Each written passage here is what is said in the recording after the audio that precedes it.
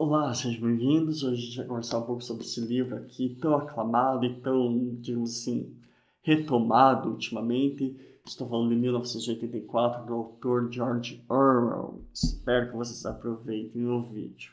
Bom, em minha visão, esse livro é um livro que você deve ler ali com seus 14, 13 anos, na sua idade ali de formação. Tanto é que em alguns países ele é adotado como livro de formação pedagógica, porque ele traz ideias muito complexas, de uma forma não tão complexa, uma leitura já não tão fácil, assim comparado, por exemplo, ao livro A Revolução dos Bichos, porém ainda assim acessível, e é um livro que forma um pensamento, dá uma diretriz de um pensamento, dá uma diretriz para o questionamento, apesar de que ele já define, deixa bem claro o que é bom e o que é ruim, o que é algo que eu, de certa forma, sempre critico, porque, né, quem sou eu para definir alguma coisa? Contudo, é importante deixar muito claro, e já vou deixar assim definido, sem discussão, que é um livro que faz uma crítica a regimes totalitários. Você que tá vendo esse vídeo, entendeu?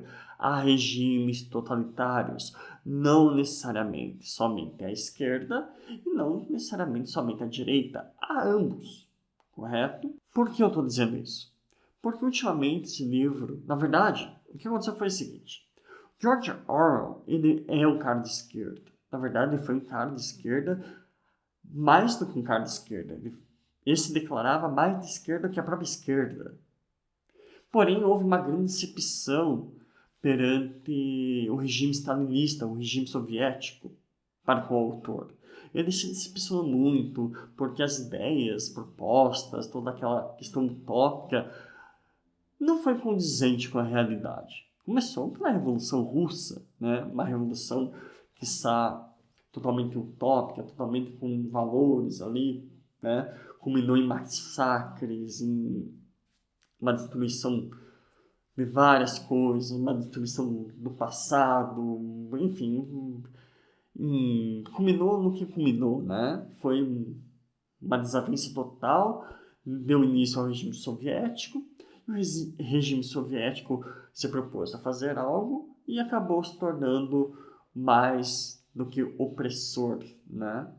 Então essa desavença entre o autor e o regime soviético fez ele, de certa forma, virar um crítico assíduo desse regime. Porém, não somente dele. Esse livro também se aplica totalmente ao regime nazista, por exemplo. Tem lá aquela famosa frase, a Arbeit macht frei, né, é, trabalho faz a liberdade pela liberdade, né? Trabalho deixa você livre, escrita no campo de concentração, né? Todas as ideias nazistas estão aqui presentes também, assim como ideias stalinistas, ideias de esquerda, de direita, enfim. Mas é importante deixar claro que o autor, sim, ele era de esquerda. Ele lutou na Guerra Civil Espanhola, aliás, ele foi para a Espanha para lutar ali contra o regime fascista, a ascensão do fascismo. Então, como que você vai falar do absurdo que ele não era de esquerda? Ele era, sim. Talvez ele estivesse mais à esquerda do que a própria esquerda. Talvez ele fosse aquela esquerda utópica, né? Com certeza era. Então, sim, ele era de esquerda e vamos colocar um ponto final nisso. Bom, não se fala mais nisso. E agora vamos falar propriamente do livro em si, da história. Já adianto que vai ter inúmeros spoilers, vou contar a história toda. E lá no final a gente faz um paralelo, um pequeno paralelo, que talvez, né, não seja o objetivo do vídeo em si, com a nossa realidade atual, né? Então vamos lá. Como que a gente começa contando sobre esse livro?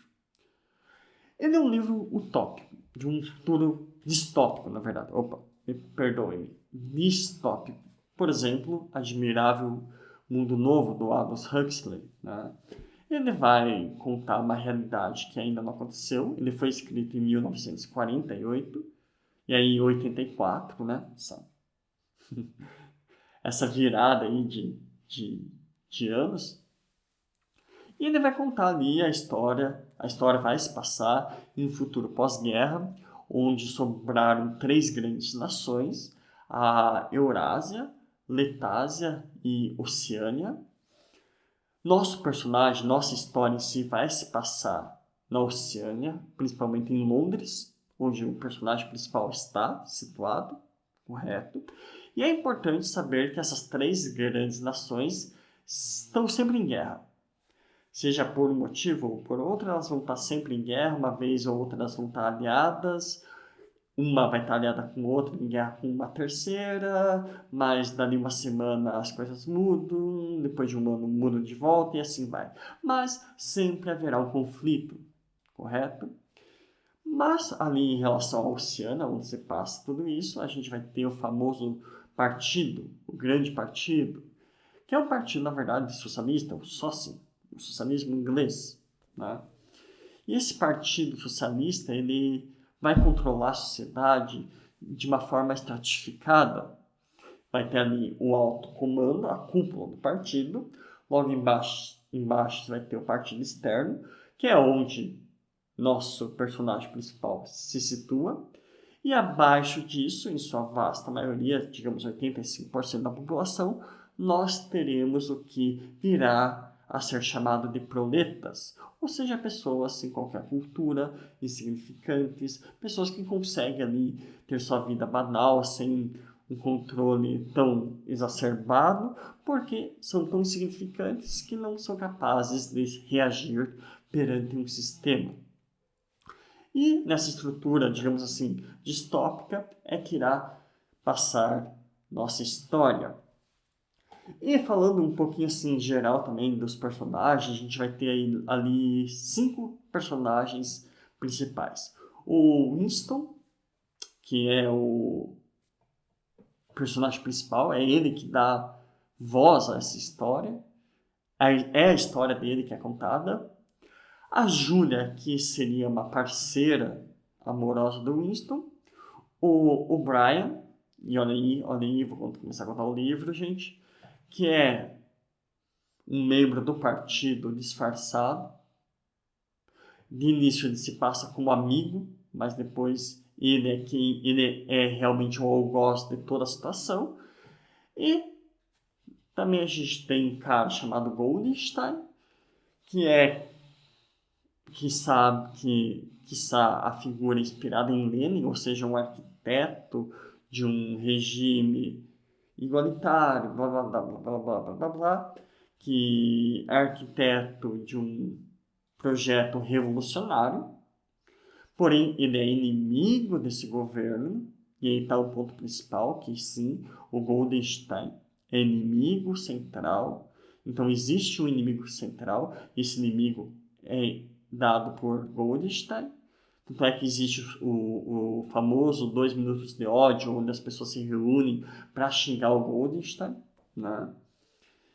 E nós temos o nosso quinto personagem, que a gente não fica claro se ele existe materialmente ou não, mas ou se ele é uma entidade, ou o que é de fato, que é justamente o grande irmão, o Big Brother. E o Big Brother é justamente aquilo que vai controlar a vida das pessoas, principalmente das pessoas que estão ali no núcleo do partido e abaixo do partido, no partido externo, porque se você está presente no partido é porque você tem ali certas capacidades intelectuais que, porventura, pode vir a proporcionar que você se torne um dissidente do partido. E por isso esse controle total ali, então você acorda, você é filmado, você é escutado, se você fala alguma coisa, você é denunciado, seus próprios filhos denunciam você, você vai ter ali a famosa polícia das ideias, que se você pensa errado, já vão prender você, enfim. E o interessante é que a gente vai ter ali 4 principais departamentos, por assim dizer. O Departamento da Paz, né? Aliás, o Ministério da Paz, que na verdade não tem nada de paz, é o contrário. O Ministério do Amor, que também é o contrário de amor. O Ministério da Pujança, da Abundância, na verdade que é o contrário, que é o Ministério da Migalha, por assim dizer. e o principal de todos, que é o Ministério da Verdade, que é justamente onde o Winston trabalha. Ele é encarregado, esse ministério é encarregado de distorcer a história. Como assim? Tem um fato que aconteceu no dia 9 de janeiro de 2021. No dia 15 de fevereiro, esse fato do dia 9 já não vale mais. Ele já é mudado. Ele é mudado por meio de um computador, a história é recontada e assim as pessoas já não sabem mais o que é verdade, o que não é, e assim a história é manipulada, é contada conforme o partido assim deseja. Isso já aconteceu? Sim. Isso acontece muito e vem acontecendo. A gente não pode negar isso. Isso acontece desde que a história é história. Essa tentativa de controlar o tempo. Porque, convenhamos, que a gente sabe, né? Como que a gente vai fazer uma distinção entre verdade e não verdade? É muito difícil. A gente pega fatos aí de 60 anos que são escancarados na nossa frente. Por exemplo, campos de concentração. Tá ali para você ver. Você vai ali na Polônia, você vai ver Auschwitz, vai ver Sobibor, vai ver Treblinka. Você tem relatos de pessoas que vivenciaram o Holocausto, que passaram pelo Holocausto. A gente teve o julgamento ali de Nuremberg, o tribunal. E mesmo assim existem pessoas que negam a história, que tentam paulatinamente recontar a história. E um dia, quiçá, essas pessoas venham a conseguir, gente. Quiçá um dia esses fatos já não sejam mais documentados também, sejam esquecidos e outra narrativa venha a tomar forma e se sobrepor a uma história que realmente aconteceu. Bom, isso acontece aqui no livro diariamente. Então, dado essa, digamos assim, visão geral do livro, né? Uma visão totalmente geral, nada muito específico, a gente vai ter esse personagem chamado Winston, que ele não tá muito gostando da coisa, né? Ele tá ali meio inconformado, meio tristão, anda bebendo um pouco, mas a bebida já não satisfaz. E de repente ele compra um diário, um tio caderno, onde ele vai começar a escrever as ideias que ele tem em mente, ele deixa escondido. Ele pensa que ninguém está vendo, mas todo mundo já sabe. No momento que ele pega o diário, a polícia das ideias já está ciente disso, né? E acontece que ele vai escrevendo, ele vai tomando consciência daquilo, ele já tinha consciência, a família dele já havia sido pega pelo partido, ele já havia sido casado, blá blá blá blá blá blá blá blá. E até que ele se cansa disso de uma forma tão vigorosa que um dia, lá nos 2 minutos de ódio que eu falei lá, que o pessoal do partido se reúne para falar, para gritar contra Goldenstein, lembrando muito bem que o ódio é sempre uma boa forma de controle, porque limita o pensamento. Então, se uma pessoa já fica com raiva dentro de uma discussão, saiba que essa pessoa já perdeu a discussão, porque a emoção já tomou a frente da razão. E é isso que faz os 2 minutos de ódio, tá? E nesses 2 minutos de ódio, o nosso Winston, ele vê uma figura ali, o Brian, e por um glimpse, um relance, um olhar que eles trocam, ele percebe que esse tal de O'Brien, ele entende o Winston, ele entende o que está se passando, ele entende a aflição de Winston. Ele entende a discordância do Winston perante as ideias do partido, tá? E realmente ele entende. O Brian realmente entende. Ele percebe naquele olhar, naquele pequeno momento, o que se passa na cabeça do Winston. E essa cumplicidade se cria por um simples olhar, gente. E isso é muito importante porque isso leva ao triste fim do Winston, que eu vou contar lá no final. Bom, a história vai, até que ele encontra uma personagem chamada Júlia, que na verdade ela, de início, ela parece uma militante do partido. Mas não, pelo contrário, na verdade ela é uma grande dissidente. Ela vive por viver, ela gosta de fazer as coisas, ela gosta de fazer o que é proibido. E ela vem a se apaixonar por Winston. E os dois começam ali a ter um caso amoroso. Boa parte da história vai ser focada em diálogos entre a Julia e o Winston. Até que, né, chega numa hora que os dois estão conversando e eles falam, poxa, vamos tentar encontrar o Goldenstein, o mentor, esse tal dissidente. Vamos ver se esse partido chamado Confraria, que seria contra o partido social formado ali na Oceania, vamos ver se esse partido realmente existe. Vamos lá, vamos tentar ver, vamos tentar encontrar esse mentor. Então eles vão até o nosso querido amigo O'Brien. O Brian os recebe, dá uma taça de vinho e ele fala o seguinte: bom, daqui a uns dias, Winston, você vai receber um pequeno livro com as ideias do Goldenstein. As ideias onde ele explica o Partido Comunista. Aliás, o Partido Socialista que está presente na Oceania. Uma pessoa vai ali, vai te abordar. Vocês não vão trocar olhares e quando você ver, você estará com um livro em suas mãos. E é justamente nesse livro que estão descritas as ideias centrais, as ideias de manipulação de um sistema político, tá? E talvez que essa minha crítica, porque eu confesso que eu não gosto tanto de George Orwell, eu acho que ele é um livro muito superestimado, né? Ele é um romance distópico, mas tudo bem, existem melhores. Porém, ele é um romance essencial, isso não desmerece a obra, né? Nem um pouco. Minha opinião, não quer dizer que ela não seja genial. E tem uma sacada muito genial que depois eu conto ali para vocês. Porém, ela é um meio termo entre um romance e uma tese, uma teoria social, política e econômica. Então, quiçá o George Orwell tivesse escrito esse livro em forma de tese, uma crítica, por assim dizer, talvez as ideias aqui tão complexas, tão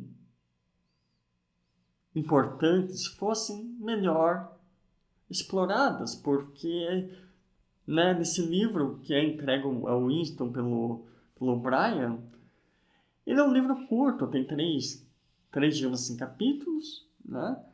E esses capítulos têm inúmeras ramificações, ou poderiam realmente ter inúmeras ramificações, se assim permitisse, se assim o autor permitisse, se assim o estilo literário permitisse, tá? Mas vamos falar agora especificamente desse livro, desse manual da confraria, por assim dizer, né? Ele traz 3 capítulos, e você provavelmente já deve ter ouvido falar deles. Ignorância é força, liberdade é escravidão e guerra é paz. 3 coisas que são praticamente antagônicas são trazidas como complementares, ou talvez, ou melhor dizendo, como sinônimos, tá? E, bom, vou explicar rapidamente, né? Ignorância é força. Quanto mais ignorante o povo é, menos a probabilidade dele fazer uma revolta, né? Quanto mais ignorante esse povo for perante seu sistema de governo, menor a chance dele tentar mudar esse governo. A liberdade e a escravidão, quanto mais você se sente livre em um regime opressor, menor a chance de você se revoltar perante esse regime opressor. E guerra é paz. Se você tem um inimigo, um clima de guerra, tanto... Na verdade é mais complexo que isso, mas em linhas gerais, se você tem um clima de guerra, tanto econômico quanto social, você tem uma justificativa para manter o poder, né? Então, em linhas gerais, são isso que se trata a cada capítulo, mas obviamente é mais aprofundado que isso, né? Só que eu não quero aqui falar disso. Eu quero falar de uma coisa, que é justamente a polícia das ideias. O controle das ideias. Que eu acho que se tem uma sacada que é genial nesse livro, é justamente a ideia de uma inserção de algo... Tem 2 coisas, na verdade. A primeira delas é a nova fala, uma nova linguagem para todo o sistema. E dentro da nova fala, o duplo pensamento, né? Double thinking. Por quê? Bom, primeira coisa, a gente vai ter a criação de uma nova fala. Então, metáforas, falas poéticas, palavras começarão a serem proibidas. O pensamento começará a tomar forma com base em vocabulário limitado, ou seja, o pensamento vai ser limitado. Se você pegar linguistas, Steven Pinker, obras do Noam Chomsky, coisa parecida, enfim, você vai ver que existe uma relação muito singular, muito ainda a ser descoberta entre pensamento, maneira de se pensar e maneira de linguagem. Então, quiçá, o controle da linguagem é o meio do controle do pensamento. E essa nova fala, ela é explícita, tá? Ela fica explícita porque você tem ali a simplificação das coisas, a retirada de símbolo, da simbologia das palavras, você tem membros do partido sendo presos porque eles são encarregados, por exemplo, da tradução da obra de Shakespeare para nova fala, né? Então, como que você vai fazer isso sem a licença poética? Não tem como, correto? Então, sim, a nova fala é uma das grandes sacadas desse autor que escreveu sobre isso em 1948. E a gente vê a nova fala presente já nos primórdios do século XX. E agora, no século XXI, ainda mais, não? Vide projetos de lei tentando controlar a forma com que você vai expressar suas ideias, né? Controlar a linguagem que você fala, uma tentativa vã, porque a gente tem que comentar, a linguagem ela vai mudar. A linguagem de 50 anos não é a mesma de hoje, mas ela muda porque muda. Ela muda num ciclo contínuo, num ciclo, digamos assim, com influências externas, influências sociais, influências até mesmo um pouquinho políticas, mas ela nunca muda de forma decretada. E essa questão, aqui a linguagem começou a ser mudada de forma decretada, e isso é um alerta que nosso autor fez e que realmente agora está vindo à tona. Não preciso, não é o motivo do vídeo, mas vejam as leis que estão entrando em vigor no Canadá, por exemplo, né? Vejam no Brasil, dependendo do círculo social que você está, não existe uma lei que proíba você usar um tipo de palavra, mas se você usa um tipo de palavra, eu não estou falando de palavras, né, pejorativas, no sentido agressivas, palavras que você nem tem noção do que é, nem tem noção de quão pejorativo possa ser.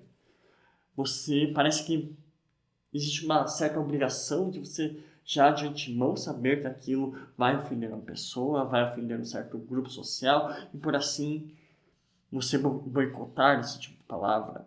Quer ver um exemplo? Criado mudo. É uma palavra que já, se você fala em certos círculos sociais, você é linchado. Sim, você é linchado. Porém, se você fala palavras também como socialismo em outros círculos sociais, você também é linchado. Por mais que suas ideias sejam coerentes, por mais que, enfim.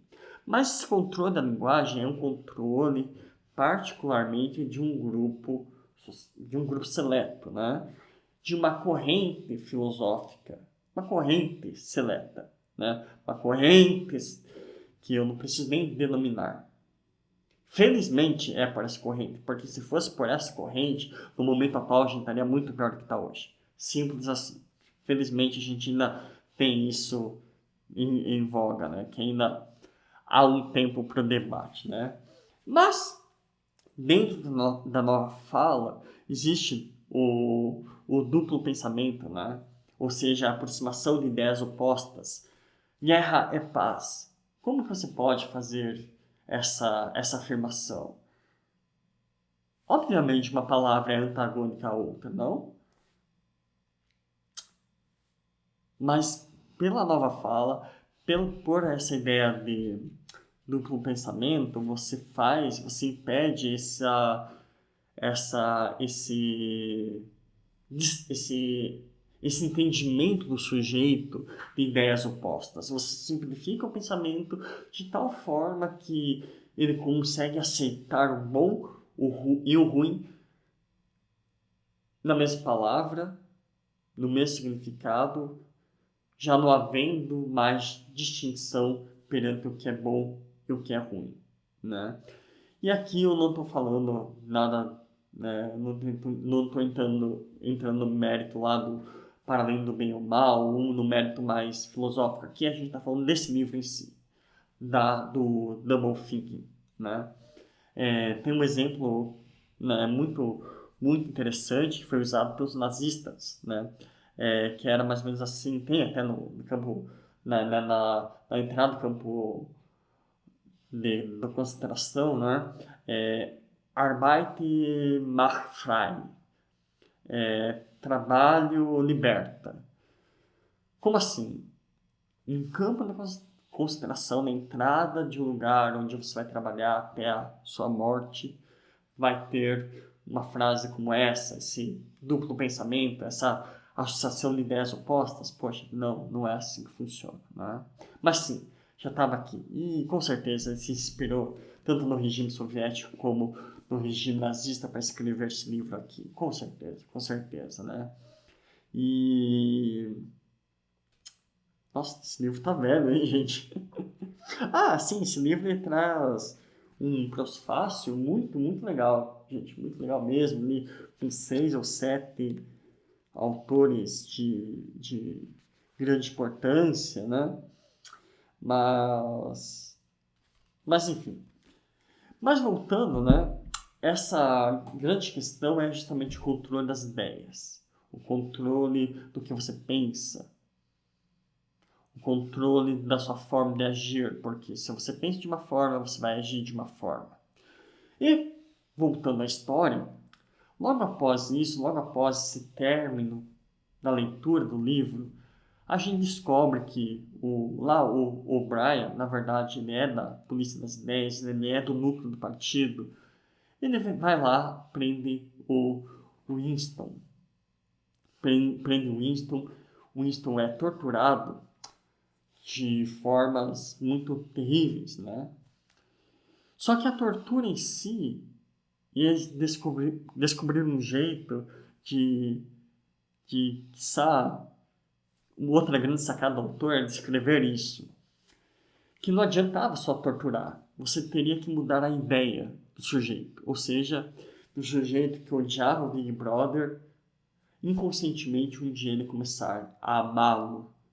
E como que ele faz isso? Bom, através de tortura, através de inserção de pensamentos, através de mais tortura, através de uma liberdade ali, né, seletiva, através de longas conversas, através de uma inserção de memórias falsas, através de um esquecimento da história, através de uma quiçá perda da individualidade do sujeito, até que um belo momento, Winston está assistindo a teletela, ele vê uma notícia que outrora ele saberia que era falsa, ele sorri de contentamento. E nesse sorriso ele se vê em conformidade com o partido, ele se vê já controlado, ele se vê, né, fazendo parte daquele sistema que um dia ele já sabia que não gostava, ele se vê amando aquilo, ele se vê adorando o Big Brother, e nesse dia ele é morto. Nesse dia ele é acompanhado e é executado. E essa é a grande sacada, porque não adiantava somente matar o dissidente. Tinha que provar para a sociedade como um todo que essa pessoa que duvidou do sistema, essa pessoa que causou tanto problema para a política, essa pessoa que ousou ousou desafiar o sistema e iria mudar de ideia e iria reconhecer seus próprios erros. Bom, então é isso, pessoal. Se vocês gostaram do vídeo, fica aí a dica sobre esse livrinho aqui do George Orwell. Recomendo fortemente a leitura, é um livro bem legal, é um livro que te dá um clima... É um livro pesado, que tem um clima pesado, mas é um livro que vai te fazer pensar. Então fica aí, essa edição já está saindo, nem sei se existe mais essa capa, né? Mas recentemente saiu uma que é fabulosa. E é isso aí. Então até a próxima.